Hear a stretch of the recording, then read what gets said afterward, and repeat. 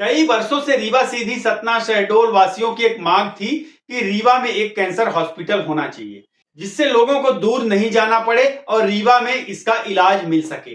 रीवा सीधी सतना के सांसद जनार्दन मिश्रा, डॉक्टर राजेश मिश्रा और गणेश सिंह के अथक प्रयासों से ये सपना साकार होने वाला था और ये कैंसर हॉस्पिटल रीवा के लिए पास हो चुका था केंद्र सरकार की तरफ से।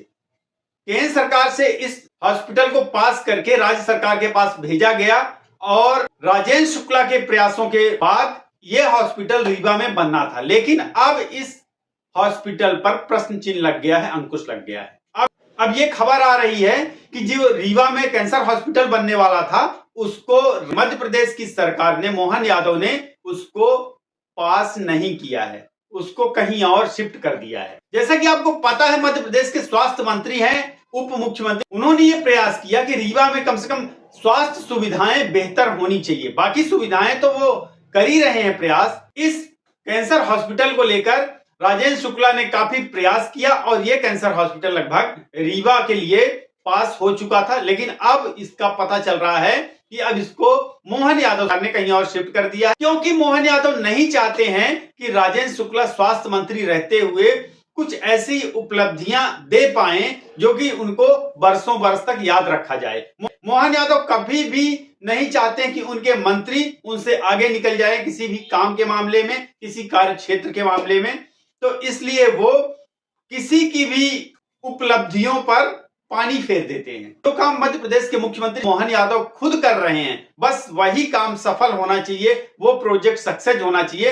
बाकी मंत्रियों द्वारा किया गया काम, चाहे वो उन्होंने भले ही अपने क्षेत्र के लिए, किसी सांसद ने अपने क्षेत्र के लिए केंद्र सरकार से पास करवाया हो, तो उसको मोहन यादव कतई भी सक्सेस नहीं होने देना चाहते हैं, क्योंकि उसमें उनको क्रेडिट नहीं मिल रहा है। मोहन यादव क्रेडिट के इतने भूखे हैं कि जो भी काम हो रहा है मध्य प्रदेश सरकार में, मध्य प्रदेश के किसी भी जिले स्तर गांव में, उसको मोहन यादव अपनी क्रेडिट लेकर ही करवाना चाहते हैं कि वो उनके द्वारा किया गया काम है।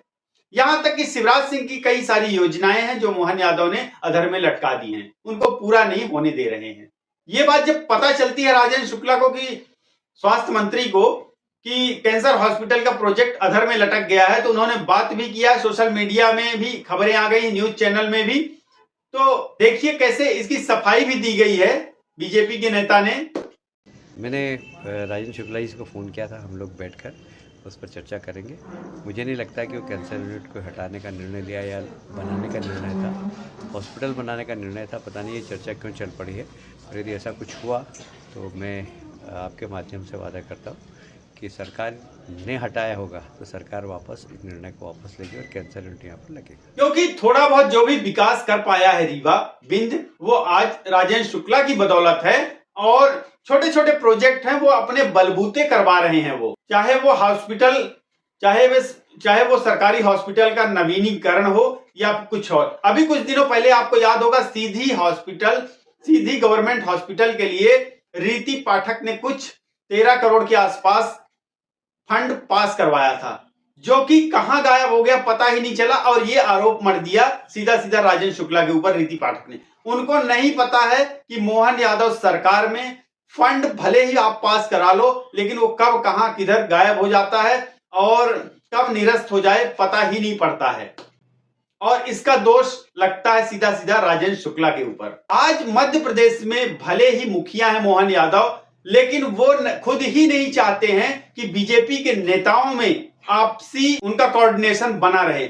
वो फूट डालो और शासन करो वाली राजनीति अपनाते हैं। बिंद में भी यही हाल है। बिंद के नए नेताओं, खासकर यंग जो नए नेता हैं, उनको मोहन यादव ने अपनी मुट्ठी में कर रखा है और बाकी नेताओं में उन्होंने दरार पैदा कर दी है। आज की डेट में मध्य प्रदेश में, खासकर बिंद क्षेत्र में, बीजेपी के 2 गुट तैयार हो चुके हैं और ये सब हुआ है मोहन यादव की बदौलत। मोहन यादव ने बीजेपी के ही नेताओं को आपस में बांट दिया है और आपस में इस लड़ाई में फायदा ले रहे हैं मोहन यादव। उनको लड़वाकर आपसी लड़ाई का फायदा उठा रहे हैं, ताकि कोई बोलने वाला नहीं रहे, कोई मांगने वाला नहीं रहे, कोई अपने क्षेत्र का विकास नहीं करवा पाए। जितने मीठे, जितने अच्छे बनते हैं मोहन यादव, असल में उतने अच्छे नहीं हैं। और ये बात शायद अब केंद्र तक लोगों को पता चल चुकी है। केंद्र में मंत्रियों को अब इसकी शिकायत भी मिलने लग गई है। बात केवल विंध्य क्षेत्र और रीवा की नहीं है, ये तमाम मध्य प्रदेश के उन छोटे छोटे जिलों की है जहां पर मोहन यादव फूट डालो और शासन करो की राजनीति अपना रहे हैं। रीवा में सबसे पहले उन्होंने उभरते सितारे सिद्धार्थ तिवारी पर अपना निशाना लगाया और सिद्धार्थ तिवारी को जनार्दन मिश्रा और राजेंद्र शुक्ला जो सबसे करीबी थे, जिन्होंने सिद्धार्थ तिवारी को टिकट दिलवाई, उनको उनकी जीत में सहयोग दिया, उनको जितवाया, एक तरह से उनसे उनको भिड़ा दिया और सिद्धार्थ तिवारी को साइड कर दिया।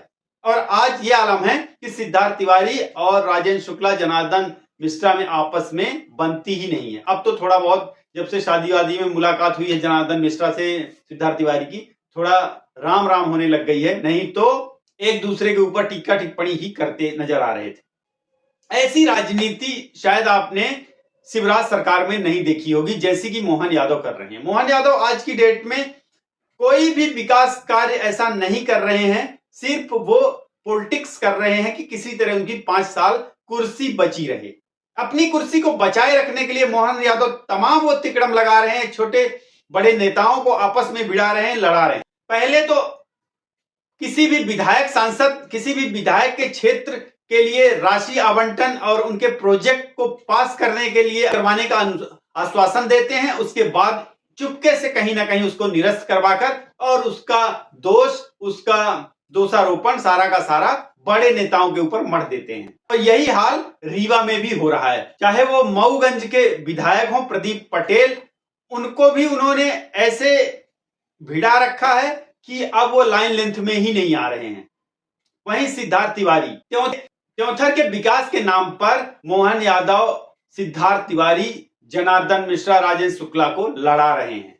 ऐसे बहुत से काम हैं, ऐसे बड़े बड़े प्रोजेक्ट जो कि राजेंद्र शुक्ला के अंतर्गत आते हैं, स्वास्थ्य विभाग से रिलेटेड एक भी काम आपने देखा होगा वो सक्सेस नहीं होने देना चाहते। वो तो राजेंद्र शुक्ला का अनुभव है कि वो रीवा हॉस्पिटल हो या कई छोटे बड़े काम हैं जो कि अपने अनुभव के दम पर और कहीं ना कहीं मंत्रियों से कोऑर्डिनेट करके उस प्रोजेक्ट को पूरा करवा रहे हैं और कहीं ना कहीं लगे हुए हैं विकास कार्यों में।